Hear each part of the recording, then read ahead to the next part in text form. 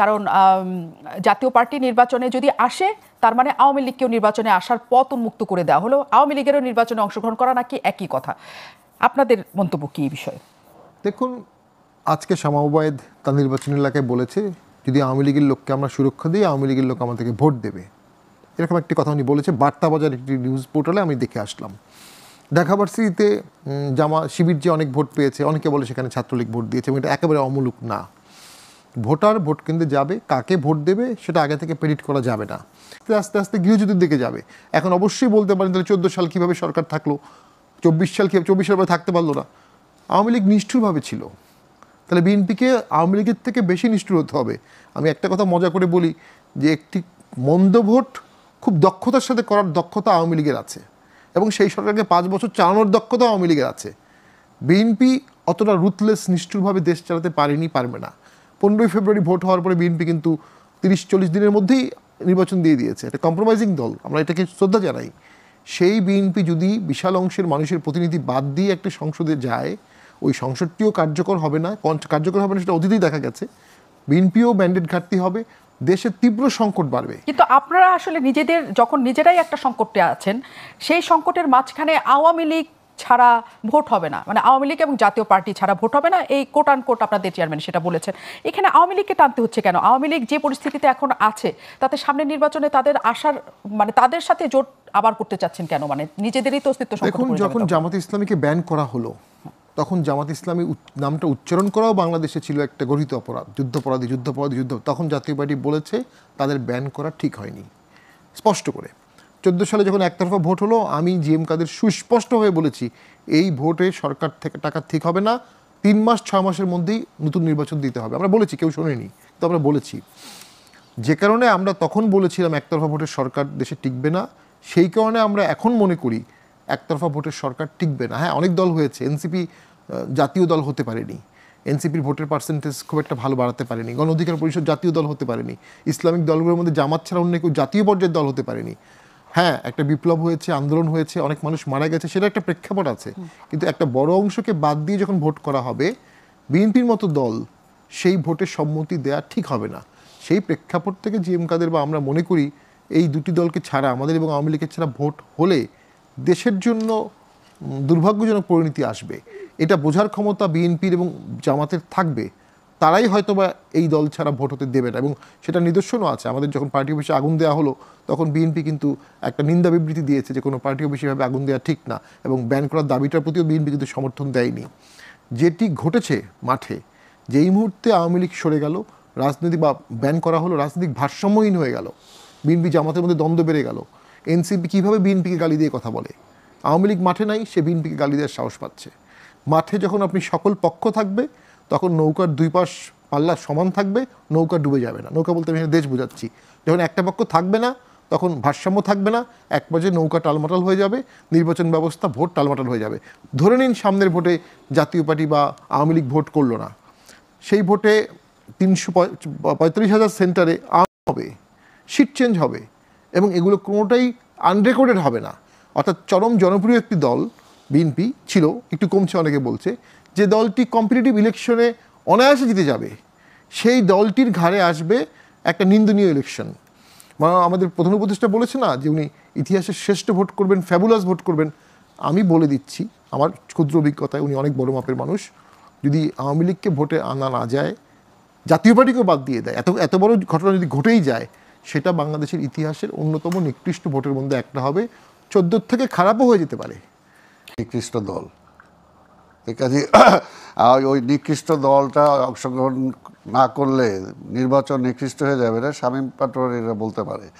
কারণ আমি যে কথাটা উনি আসার আগেই যেটা বলছিলাম, আবার ওনার সামনেও যেটা বলি, যে ওনাদের কারণেই তো নির্বাচনগুলো হলো, এবং লাস্ট যে নির্বাচনটা যেটা হলো, তাই না, সে সময় আমরা কী দেখলাম? এর আগে যেটা দেখছি যে এরশাদ সাহেব যখন ছিল তখন এরশাদ সাহেবকে অনেক সময় ফোর্স করে নেওয়া হয়েছে, কিন্তু গতবার তো ওনাদেরকে ফোর্স করে নেওয়া হয়নি। যখন গোলাম কাদের সাহেব ভারত থেকে ঘুরে আসলেন, এর আগ পর্যন্ত গোলাম কাদের সাহেবের বক্তব্য দেখেন, আর ভারত থেকে ঘুরে আসার পরে ওনার বক্তব্য দেখেন, কমপ্লিট চেঞ্জ। যদি ওইটা না হইতো তাহলে তো নির্বাচনটা হতো না, শেখ হাসিনা লাস্ট ফ্যাসিস্ট হইতে পারতো না, তাকে ওই সময় ক্ষমতা ছাড়তে হতো। তো কাজেই এটা হলো যে এখন সবচেয়ে বড় যেটা দরকার যে এই মুহূর্তে নির্বাচন ছাড়া কোনো বিকল্প নাই। আপনি কি করবেন?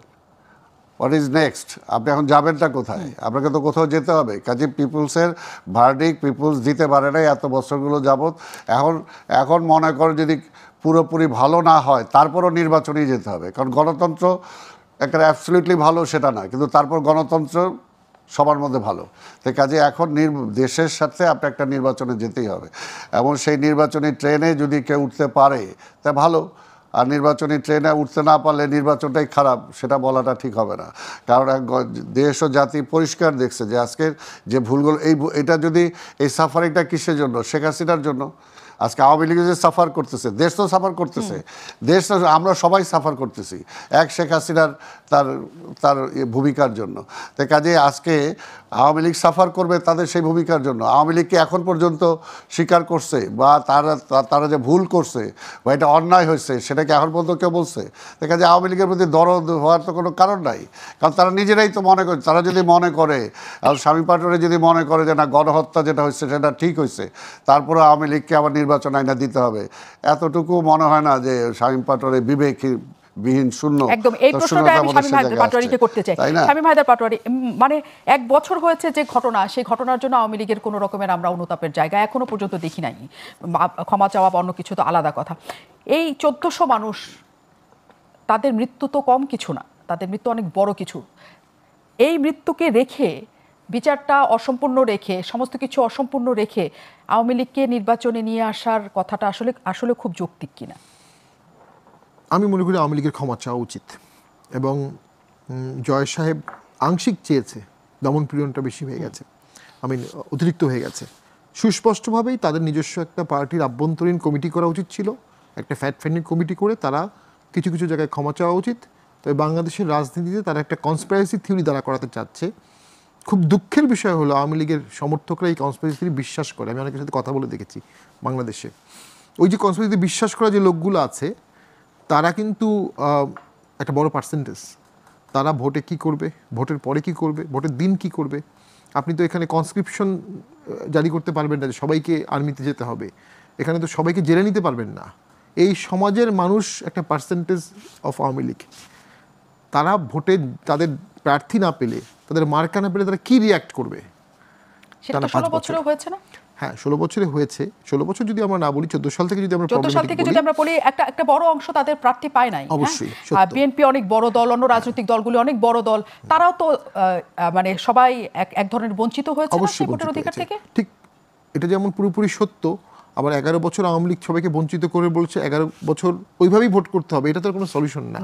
মানে ওইটা করা হয়েছে বলেই তো একটা উপলব্ধি হবে আমাদের যে অংশগ্রহণমূলক ভোটের কোনো বিকল্প নাই। এই উপলব্ধি কি আওয়ামী লীগের হবে আপনি মনে করেন? আওয়ামী লীগের হওয়াটা এই মুহূর্তে রিলেভেন্ট না, এই মুহূর্তে বিএনপির হওয়াটা রিলেভেন্ট।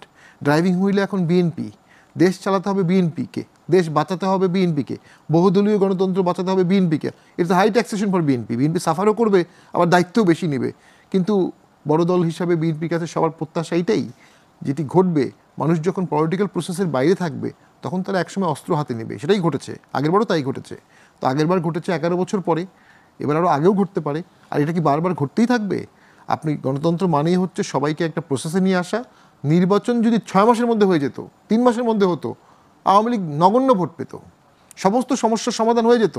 আসল সমস্যার মূল হচ্ছে এই কেয়ারটেকার গভর্নমেন্ট যথাসময়ে ভোট না দিয়ে 6 মাসের মধ্যে ভোট দিলে আজকে যারা বিপ্লবী ছিল, যাদেরকে আমরা খুব সম্মান করতাম, তারাও কিন্তু নিজেদের ভোটেই জিতে যেত।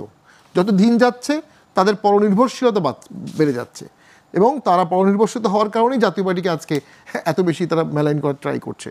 তারা কিন্তু জাতীয় পার্টি কি আসলে কিছু করে নাই মেলাইন করার মতো? কিছু হয়তো বা করেছে, কিছু মানে একদম ভালো ভাবাই হয় যে শেষ ইলেকশনটাতেও যদি, নির্বাচনটাতেও যদি জাতীয় পার্টি না করতো 2024-এ, যেটা যে আমরা এরকম ইলেকশনে যাব না, সেই ইলেকশনটা নিয়েও কয়েকদিন পরেই হয়তো একটা ভালো ইলেকশন হতে পারতো। এই পরিস্থিতি দেশের হতো না। যেটা হলো, আমরা তো 14 সালে ভোট বর্জন করেছিলাম, করার পরে আবার ভি টিমকে দিয়ে ইলেকশন করানো হয়েছে। আমরা বর্জন করলে বা না গেলেও লাঙল টাঙল নিয়ে গিয়ে অন্য একটি টিমকে দিয়ে ভোটটা হয়তো বা করানো হতো।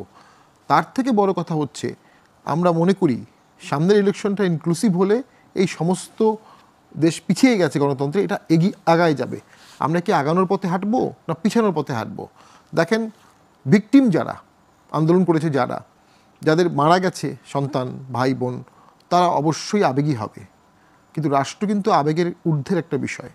রাষ্ট্রের সার্বভৌমত্ব, স্ট্যাবিলিটি, এটা আবেগের ঊর্ধ্বের একটা বিষয়। বিচার হবে, বিচারও কিন্তু হয়নি এখন পর্যন্ত, একটা ফাঁসির রায় হয়নি এখন পর্যন্ত। তাহলে এই সরকার 6 মাসে ভোট দিল না, বিচারের রায় করতে পারলো না, আওয়ামী লীগের বিরুদ্ধে মামলা করতে পারেনি এখন পর্যন্ত। তার মানে এই সরকার কি আসলেই আওয়ামী লীগকে নির্বাচন থেকে দূরে রাখতে চায়? যদি দূরে রাখতে চাইতো তাহলে যেদিন সংশোধনী হয়েছে ওই দিনই তো মামলা করতো যে আওয়ামী লীগের ব্যান করে দেওয়া উচিত, আওয়ামী লীগ দল হিসেবে সম্পূর্ণভাবে ব্যান হবে। সেটা কিন্তু করছে না। সেটা না করে করছে যে যুদ্ধাপরাধী ট্রাইব্যুনালে মামলায় চার্জশিট দেওয়া হলে আপনি ডিসকোয়ালিফাইড। অর্থাৎ এই সরকারও হয়তোবা দল হিসাবে আওয়ামী লীগ ভোটে অংশগ্রহণ করতে পারে, সেই পথটা বন্ধ করে দেয়নি। সরকার কি এক্সিকিউটিভ অর্ডারে পার্মানেন্টলি ব্যান করতে পারতো না? আইনের সুযোগ আছে, কিন্তু এক্সিকিউটিভ অর্ডারে টোটালি ব্যান করতে পারতো, কার্যক্রম ব্যান করেছে কেন? তার মানে সরকারও দুটো পথই খোলা রেখেছে। দোষ শুধু জিএম কাদের বা জাতীয় পার্টির না, সরকারই এই আলোচনার দরজাটা খুলে রেখেছে। এটা আনওয়াইজ না, এবং আওয়ামী লীগ যদি আসে সরকারের মাধ্যমেই আসবে। আব্দুল সালাম অনেক মানে এক লাইনে উনি খুব কড়া একটা কথা বলেন, আওয়ামী লীগ যদি আসে সরকারের মাধ্যমেই আসবে। আপনার কি তা মনে হয়? না, বললাম না যে উনি আসার আগে বলছি যে জাতীয় পার্টি তার ভাগ্যটা যদি আওয়ামী লীগের সাথে মিলিয়ে ফেলে তাহলে তো আমাদের কিছু করার নাই, তাই না? তাই কাজে যেটা বলছি যে আজকে এটা তো ঠিক যে এই সরকার তো ভুল করছে, যেটা আমরা 6 মাসের মধ্যে ভোট চেয়েছিলাম এবং সে সময় সবাই মিলে বলছিল যে বিএনপি ক্ষমতায় যাওয়ার জন্য পাগল হয়ে গেছে, কিন্তু ক্ষমতার জন্য না, দেশের স্ট্যাবিলিটির জন্য। আজকেও যেটা বলতেছি, দেশটাকে স্টেবল করার জন্য নির্বাচন ছাড়া কোনো বিকল্প নাই। আর যে দলটা মাঠে নাই, যে দলটা মানে নিজেরাই নিজেদের দোষ স্বীকার করে না, নিজেদের এই পর্যন্ত তারা বলে নাই যে আমাদের উপর এটা অন্যায় হইতেছে বা আমরা এটা করতে চাই, তাকে নিয়ে অন্যদের মাথা ব্যথা শুরু হয়ে গেছে, তাই না? জাতীয় পার্টি তো তার মাথা নিয়ে চিন্তা করা উচিত, আমি সেটাই প্রশ্ন তার মাথা নিয়ে চিন্তা করেছে। আরেকটা হলো যে গণতন্ত্র আসতে হলে মানে আওয়ামী লীগকে এবারে দুধ কলা দিয়ে আইনা আবার বসাইতেই হবে, তা না হলে গণতন্ত্রই আসবে না। তা আওয়ামী লীগ তো নিজেই গণতান্ত্রিক না। আওয়ামী লীগ তো আজকে এই গণতন্ত্রটা যে খাইলো, আওয়ামী লীগই তো খাইলো। সেই সময় তো আমি একটু আগে বলছিলাম আপনার এখানে, যে আপনার এখানে বহুবার এরকম আমি বলছি, আওয়ামী লীগের নেতাদের প্রেজেন্টে বলছি যে শুধু গণতন্ত্রটা আজকে বিএনপির জন্য না, আওয়ামী লীগের জন্য দরকার, এবং ওই পথে যায়েন না। ওই পথে তো আমরা দেখছি শেখ হাসিনা নিজে বলছে পারলে নামা, অর্থাৎ জোর করে ওনাকে নামাইতে উনি তো বলছে, অর্থাৎ উনি ডেমোক্রেসিতে বিশ্বাস করে না। তো উনি তো আওয়ামী লীগ হিসেলফ গণতন্ত্রে বিশ্বাস করে না, আবার গণতন্ত্রের জন্য তাকে আমরা দুধকলা দিয়ে আনতে হবে। ভাই তারা নিজেরাই যে জায়গায় বলতেছে না, তারা নিজেরা আগে বলুক না যে আমরা এত লোক এটা আমরা অন্যায় করছি, এই করছি, ওই করছি। আমি জামাতের উপর প্রেশার দিচ্ছি, জামাত আজকে বলতেছে ভুল করছে, আর আওয়ামী লীগ এখন বলতো এখানে রিসেন্টলি ঘটনা, এখন বলতো সেটা বলতেছে না। তো বিষয়টা হলো এখন আমার আওয়ামী লীগ বড় না দেশটা বড়?